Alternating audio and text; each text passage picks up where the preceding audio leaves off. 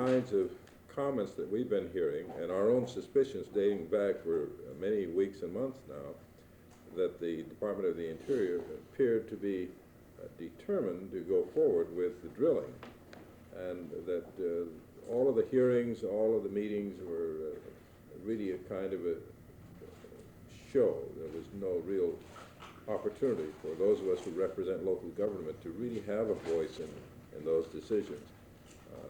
Is it your judgment that this assessment is correct, and if so, what alternative is available to us? Are we now limited to lawsuits in order to get a message across? No, I don't think so at all.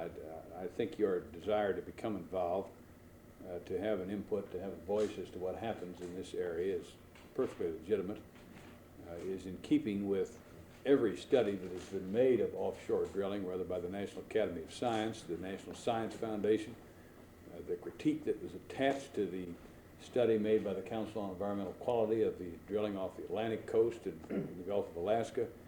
In all of those studies, there were strong recommendations that the states and local governments involved and citizens in those areas involved be given, in an institutional sense, a voice in how the final decision was made and how the policy developed.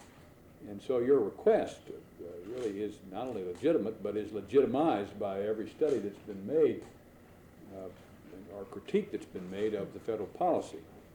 And I think that one of the reasons that we've had some difficulty in getting more of a voice is because you've asked of one very legitimate question, and that is, how does offshore drilling, outer continental shelf drilling, fit into an overall energy policy? And there isn't a very good answer to that.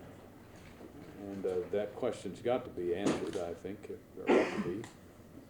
Just as the people in the Western Plains states are asking, how does the strip mining of this coal fit into an overall energy policy? And there isn't a very good answer to it. And that's one of the reasons I think that you're having difficulty being heard. But this morning I was leaving, there was a release of the Project Independence, and there's a lengthy review of it in the New York Times and in the Washington Post.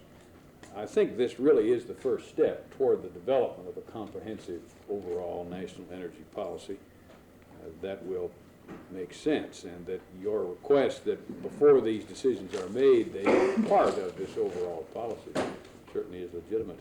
To move in on the same Los Angeles Times.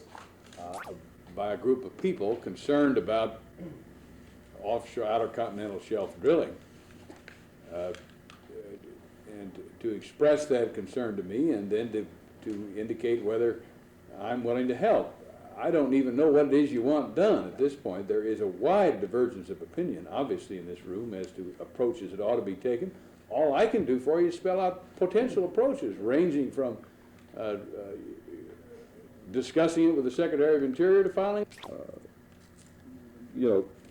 are asking you, are we being realistic in I think the questions you've asked me that have been spelled out in these resolutions, that I've seen in Mayor Bradley's letters to the Secretary of Interior, to one or two members of the Congress, ask very legitimate questions that ought to be answered before any final decision is ever made. And that if that takes a delay to get an answer to those questions, and so be it. And what I'm saying is I'd be glad to help you try to get answers to those questions. Now, if you want me to sit here, having dropped out of the sky about an hour ago, and tell you how I'm going to go about doing that. Oh, no. I can't answer your question as to how I'm going to go about doing that. The question, the how is only related to, and you've answered that partially. You've said that there are things that can be done, right? The Atlantic coast, that it would be very wise to take advantage of their... I believe that the attorneys for the different cities that are being invited have also been included in that call, so that they can join in giving us some advice on this. Because time must not be lost.